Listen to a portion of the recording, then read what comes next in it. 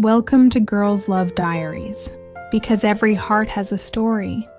Hindi lahat ng pag-ibig ay dumating para madaling maunawaan.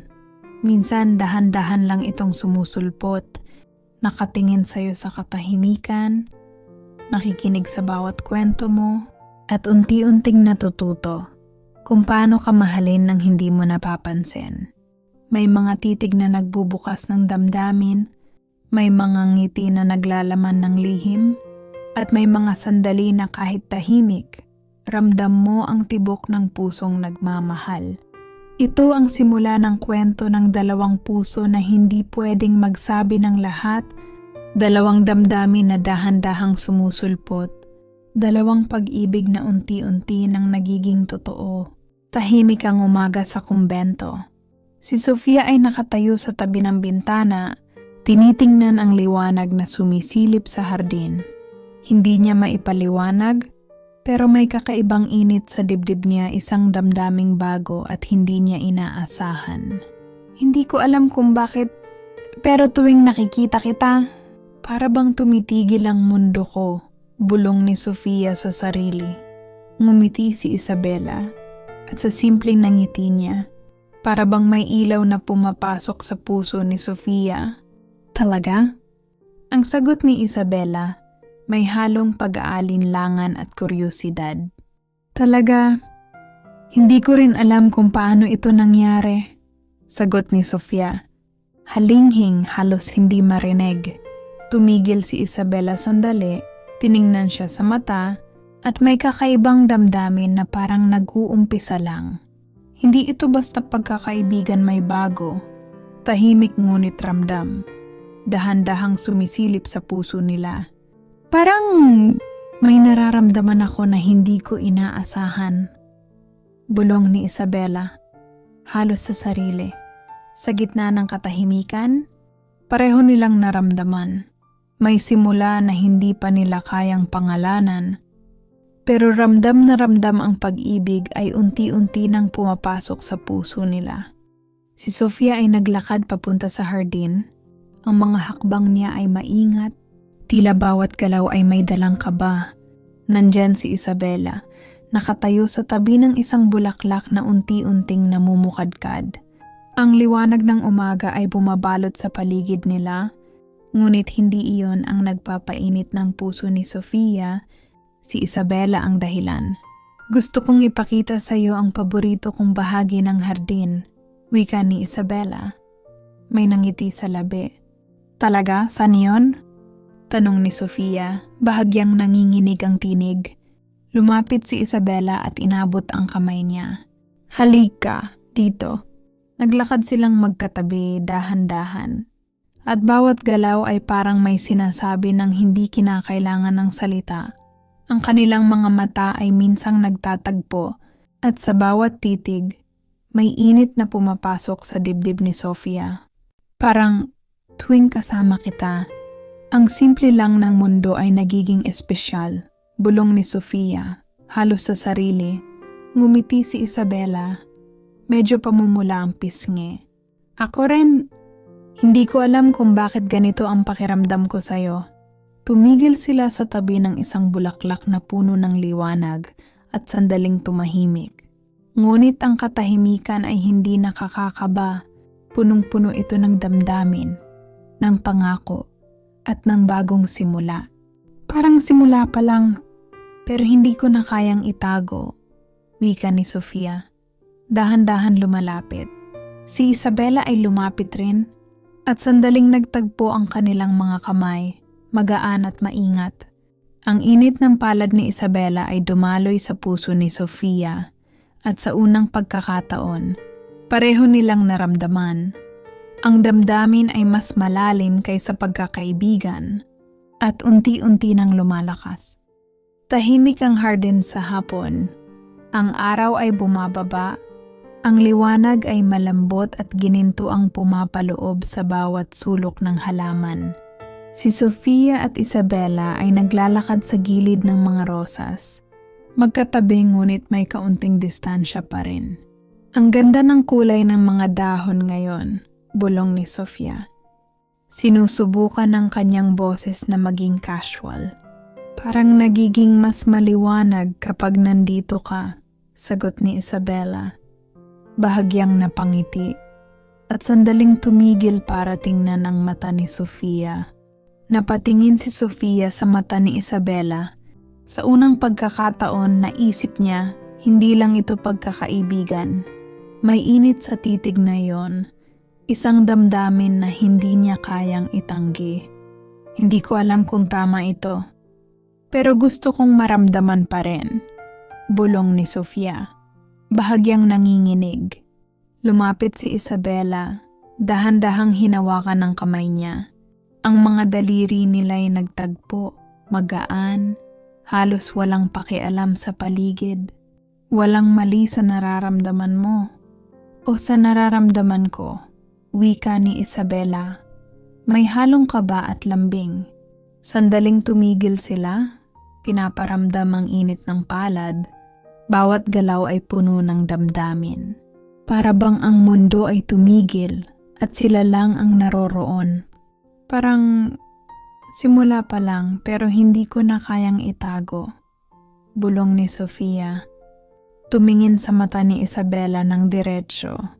Ngumiti si Isabela, dahan-dahan inilapit ang kanyang mukha, at sandaling nagtagpo ang kanilang mga noo. Ako rin, Sofia, hindi ko na kayang itanggi. Tahimik silang nagtagpo. Pinapayagan ang bawat sandali na magtagal. Bawat haplos ay nagiging pangako. Bawat titig ay lihim na pag-ibig na unti-unting lumalakas. Nasa tabi sila ng hardin. Nakaupo sa lumang bangko na natatabunan ng mga rosas. Ang huling sinag ng araw ay bumabalot sa kanila. At sa bawat liwanag, mas ramdam ni Sofia ang init ng puso niya sa presensya ni Isabela. Hindi ko alam kung bakit, pero tuwing kasama kita, parang tumitigil ang lahat, bulong ni Sofia. Tinatapik ang mga daliri sa kanyang mga palad. Ngumiti si Isabela, bahagyang pamumula ang pisngi. Ako rin? Hindi ko inaasahan na ganito ang pakiramdam ko. Parang may bahagi sa puso ko na matagal nang naghihintay para sa'yo. Tumahimik si Sofia sandali at huminga ng malalim. Parang hindi ko kayang itago pa. Lumapit si Isabela, unti-unting hinawakan ang mukha ni Sofia sa kanyang mga palad. Hindi mo kailangang itago. Wika niya dahan-dahan, halos bulong lang. Nararamdaman ko rin. Para bang ang mundo ay bumagal sa sandaling iyon. Ang bawat titig, bawat haplos, ay nagiging lihim na pag-ibig na parehong matamis at delikado. Isa lang ang tanong ko, bulong ni Sofia. Tumitig sa mga mata ni Isabela. Paano kung hindi pwede ang lahat nito? Hindi ko alam. Pero hindi ko rin kayang huwag kang mahalin, sagot ni Isabela. Dahan-dahan inilapit ang noo niya sa noo ni Sofia. Sandaling nagtagpo ang kanilang hininga. Tahimik sila. Pinapayagan ang bawat sandali na magtagal. Bawat galaw ay may kargang damdamin. At sa gitna ng hardin, sa ilalim ng huling liwanag ng araw, pareho nilang naramdaman. Ang pag-ibig ay hindi matitinag. Kahit ito'y lihim at delikado, tahimik ang hardin sa gabi, iluminado lang ng mga bituin at buwan. Si Sofia at Isabela ay nakatayo sa tabi ng bulaklak, malapit sa lumang bangko kung saan sila unang nag-usap ng masinsinan. Ang bilis ng tibok ng puso ko parang hindi ko nakontrolado. Bulong ni Sofia, hinahaplos ang kanyang braso, pilit pinipigil ang kaba. Ngumiti si Isabela. Dahan-dahan lumapit at ang mga mata niya ay puno ng lambing at pag-aalinlangan. Hindi ka nag-iisa, wika niya. Pareho nating nararamdaman at hindi ko na kayang huwag kang titigan. Sandaling tumigil si Sofia, huminga ng malalim at tumitig kay Isabela. Siguro hindi na natin kayang itago pa. Lumapit si Isabela ng unti-unti. Ang init ng katawan niya ay pumapasok sa personal na espasyo ni Sofia. Hinawakan niya ang mga kamay ni Sofia at dahan-dahan, Parang palad sa palad, nagtagpo ang kanilang mga labi. Ang unang halik ay maingat, tahimik at puno ng damdamin. Hindi ito pagmamadali, ito ay lihim na pangako. Ang unang pag-amin ng pusong parehong natatakot at nasasabik. Parang matagal ko na itong hinihintay. Bulong ni Sofia. Habang nakayakap sa balikat ni Isabela. Ganon din ako, sagot ni Isabela. Dahan-dahang hinaplos ang buhok ni Sofia. Hindi ko inakala na ganito ang pakiramdam. Pero alam kong tama ito. Para bang ang mundo ay tumigil sa oras na yon. Ang bawat hininga, bawat titig, bawat haplos ay nagiging lihim na wika ang pag-ibig na unti-unti nilang tinatanggap kahit na alam nilang hindi ito madali o basta-basta pwede. Ang gabi ay malamig at tahimik. Kahit ganito, hindi niya maalis sa isip ang mga mata ni Isabela. Ang init ng kamay niya sa unang halik at ang bawat titig na nagiiwan ng bakas sa puso niya. Alam mo, hindi ko dapat nararamdaman ito, bulong ni Sofia, nakatingin sa buwan na sumisilip sa mga dahon. Wala ring mali sa nararamdaman natin, sagot ni Isabela. Dahan-dahang lumapit, nag-aalangan. Pero naiintindihan ko kung bakit natatakot ka. Natatakot din ako. Tumigil si Sofia at huminga ng malalim. Parang bawat galaw natin, bawat titig, delikado. Pero hindi ko kayang itigil ang puso ko. Hinawakan ni Isabela ang kamay ni Sofia at ramdam ng dalawa ang init na tila naglalaban sa lamig ng gabi. Hindi natin pwede baguhin ang damdamin na ito. Pero pwede nating piliin kung paano natin haharapin. Paano kung may makakakita? Bulong ni Sofia, nanginginig ang tinig. Paano kung may masabi ang iba? Hindi ko alam, pero basta't narito tayo ngayon at ramdam natin ang isa't isa. Sapat na yon, wika ni Isabela. Lumalapit ng mas malapit, dahan-dahang nakatingin sa mata ni Sofia. Sandaling tumigil sila. Ang katahimikan ng gabi ay napupuno ng damdamin at pangakong hindi pa nila kayang pangalanan. Ngunit pareho nilang alam, kahit delikado, kahit may takot, ang puso nila ay hindi na maibabalik sa dati. Siguro, kailangan nating harapin ang lahat ng magkasama, bulong ni Sofia. Halos humihinga sa presensya ni Isabela. Oh, magkasama, tugon ni Isabela. Habang dahan-dahang inilapit ang noo sa noo ni Sofia. At sa sandaling iyon, ramdam nilang kahit mahirap, may lakas sa bawat damdamin nila para sabay na harapin ang hinaharap. Tahimik ang kumbento sa hapon, ngunit ramdam ni Sofia ang bigat sa dibdib niya. Kahapon lang ay magkasama sila ni Isabela sa hardin at ngayon ay tila may bakas ng pangamba sa bawat sulok. Parang may nakatingin sa atin, bulong ni Sofia, habang pinipigilan ang kaba sa tinig niya. Wala naman siguro. Baka iniisip mo lang, tugon ni Isabela, ngunit halata sa mga mata niya ang pagkabahala. Ngunit sa susunod na minuto, naramdaman nila ang mga tingin, maliliit, mapanuri, at tila may halong pagkaka-curious ang ibang madre sa kumbento. Alam ko na mahirap ito, wika ni Sofia, huminga ng malalim. Pero kahit ganon, hindi ko kayang itigil ang nararamdaman ko para sa'yo. Ngumiti si Isabela, dahan-dahan, may halo ng tapang at kaba.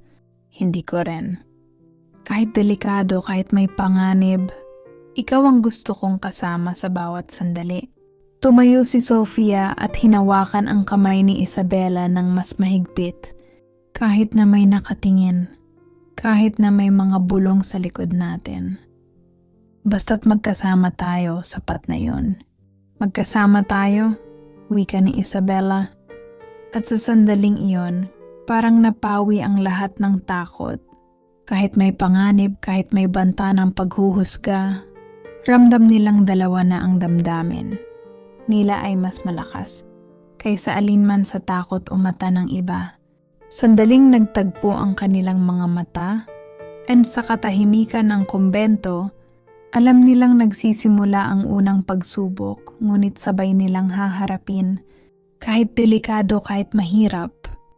Ngunit ang mga puso ni na Sofia at Isabela ay tila nagbabanggaan sa bawat tibok. Sa bawat silakbo ng damdamin, mas ramdam nilang mahirap nang itago ang lahat. Parang, hindi ko na kayang itago ang nararamdaman ko, bulong ni Sofia. Nakatingin sa mga mata ni Isabela, halatang may kaba at pangamba. Ngumiti si Isabela, medyo pamumula ang pisngi.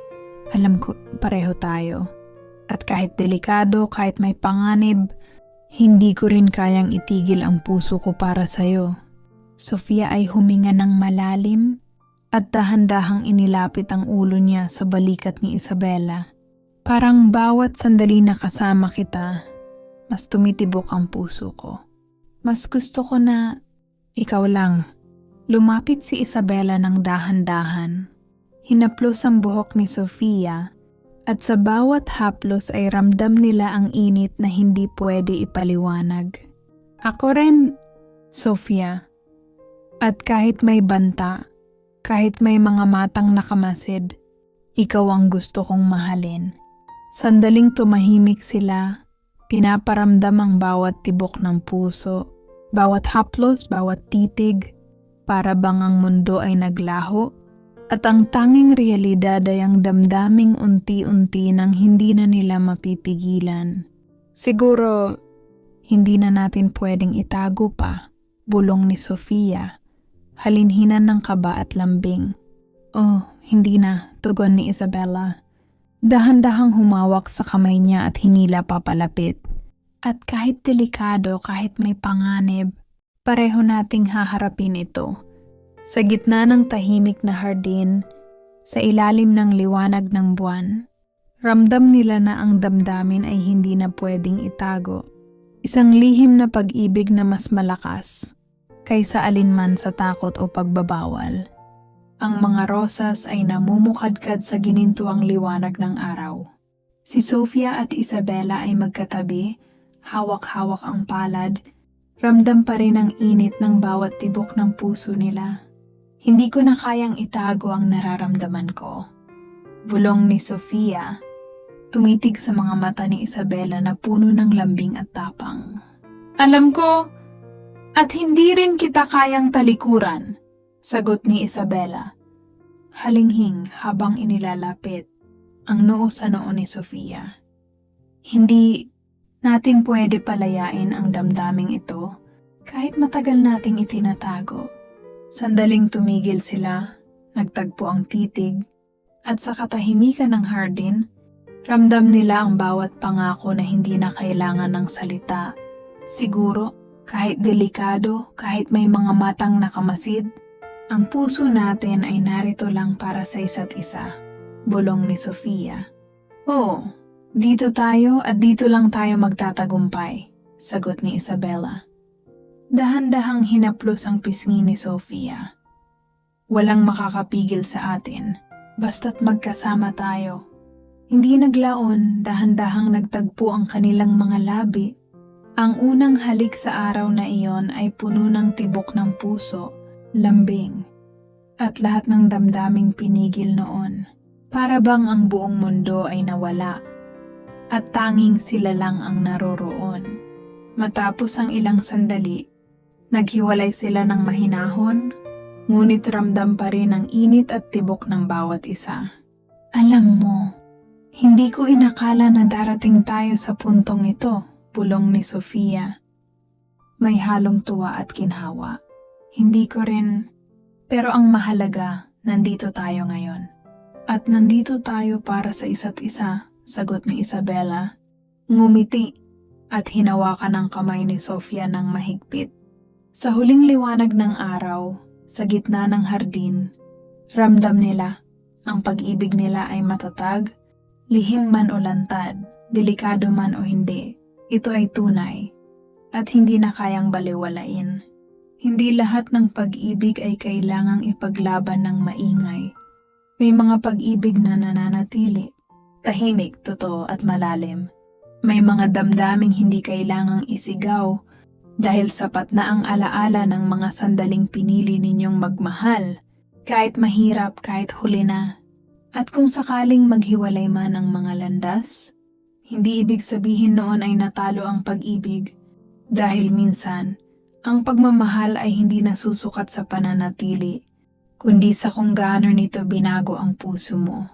Ito ang pag-ibig na dumating ng tahimik at kahit lumisan, mananatili magpakailanman.